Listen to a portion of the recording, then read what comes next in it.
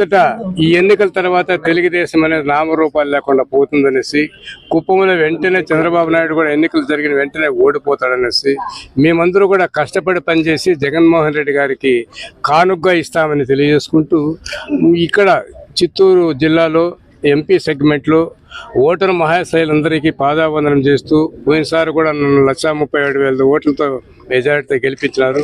ఇప్పుడు చిత్తూరులో అభ్యర్థిగా నిలబడిన విజయానందరెడ్డి గారి విజయానికి ఏమాత్రము ఆలోచించే ప్రసక్తి కూడా లేదు. బంపర్ మెజారిటీతో గెలిచి తీరుతాడు. ఈ మెజారిటీనే ఎంపీకి చాలా ఉపయోగపడుతుంది.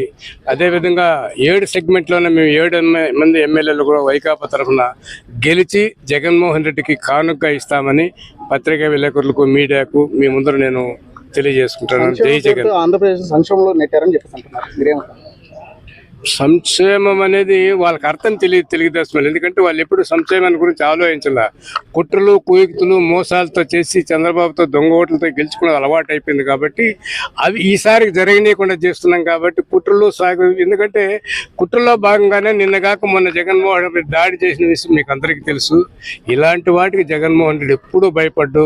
ప్రజల అండ ఎప్పుడూ జగన్మోహన్ రెడ్డికి ఉంది కాబట్టి ప్రజలు ఆయన్ని కాపాడుకుంటారు. ఆయన రాజ్యాన్ని మళ్ళీ వచ్చేదానికి ప్రజలందరూ కోరుకుంటున్నారు కాబట్టి బంపర్ మెజారిటీ అన్ని 175కు 175 సీట్లు గెలిచి తీరుతామని, 25 పార్లమెంట్ సభ్యులు కూడా మేము గెలుస్తామని తెలియజేస్తాం. ఆంధ్రప్రదేశ్ అభివృద్ధి ఉందంటారా?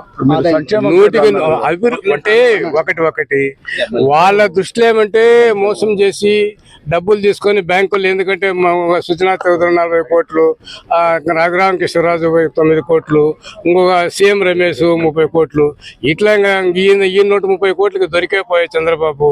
ఇట్లా బ్యాంకు డబ్బులు, గవర్నమెంట్ డబ్బులు వాళ్ళు తినేసేది అలవాటు కాబట్టి అట్లా చేస్తే అభివృద్ధినేసి. కానీ ప్రతి కుటుంబం, ప్రతి మనిషి బాగుపడుతున్నారు ఆర్థికంగా అంటే వాళ్ళకి అది దానికి వ్యతిరేకం. వాళ్ళు పెత్తందారులకు, పేదవాళ్ళకు డిఫరెన్స్ కోసమే ఈ ఎన్నికలు జరుగుతున్నాయి కాబట్టి అందరూ సిద్ధంగా ఉన్నారు జగన్మోహన్ రెడ్డిని గెలిపించేదానికి.